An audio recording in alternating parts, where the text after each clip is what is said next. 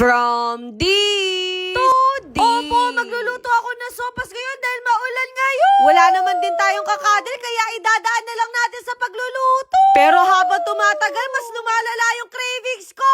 Dinaig ko pa yung naglilihi, no? At sana talaga masarap yung luto ko. At eto nga, kahit maulan ngayon, namalengke kami. Kasi naman ilang beses na dumadaan sa akin yung video na nagmumukbang na sopas, no? Alam niyo naman ako, kapag nag-crave talaga ako, gusto ko talagang kainin. Opo, naisip ko ngayon, magluto kami sa balcony namin. Madalang lang din kasi to natatambayan, baka magtampo na sa akin. Kapag mga ganitong panahon, nagki-crave din ako ng kadil. Hoy, ginawa mong pagkain. Muntikan ko na nga makalimutan maglaro ng ganda-ganda. Alam niyo naman ako, hindi talaga ako mabubuhay nang hindi nagsa-sunscreen. Gamit ko pala tong Sunshield Sunscreen from Perfect Formula. Opo, kahit nasa bahay ako, hindi ito mawawala sa akin. Kapag nga ginagamit ko to, parang nakaayos na rin ako. Ang bilis nga lang neto mablend, tapos napaka-lightweight na rin. At least protektado yung balat ko from UV rays, no? Kaya naman umpisahan na natin yung paghihiwa. Sa totoo lang, kahit yung nanay ko nagtataka na sa akin, bakit nakakapagluto na ako. Nag-i-improve na rin ako kasi hindi na ako umiiyak sa sibuyas. Kaya totoo talaga yung kasabihan na practice makes perfect. Lahat naman talaga ng bagay na pag-aaralan, depende na lang talaga sa'yo kung gusto mo talaga matutunan. Kaya kung ikaw umaasa ka lagi sa luto ng nanay mo, tumayo ka na dyan. Kaya kung tamad ka, autopass ka sa akin. Pasensya na kayo kung mas marami pa yung kwento kaysa sa paghihiwa ko. Alam niyo naman, mala MMK ang buhay ko, ano? Ang dami ko din nakikita mga bata na gumagaya sa voiceover ko.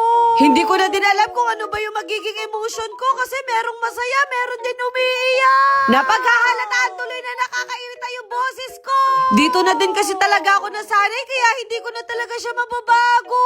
Pagkatapos ko nga hinugasan yung repolyo, maghihiwa naman tayo ng sausage. What if nawala yung cravings ko tapos nagprito na lang pala ako ng hotdog?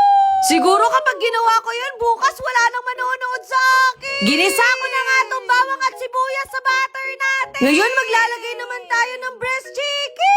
Ang dami nga nagtatanong kung hindi ba daw sumasakit yung lalamunan ko kaka-voiceover. Nagvo-voice lesson kasi ako bago ako mag-voiceover. Hoy, pauso ka!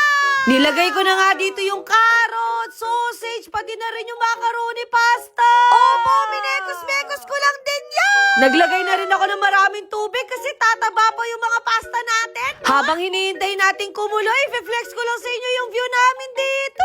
Eto talaga yung biggest plot twist ng buhay ko. At sana sa susunod naman magka-jowa na rin tayo. Hoy, Erica, wag muna. Unti-unti nga nagmumukhang sopas na tong ginagawa namin. Hindi rin ako nagtipid sa sahog para mas masarap siya.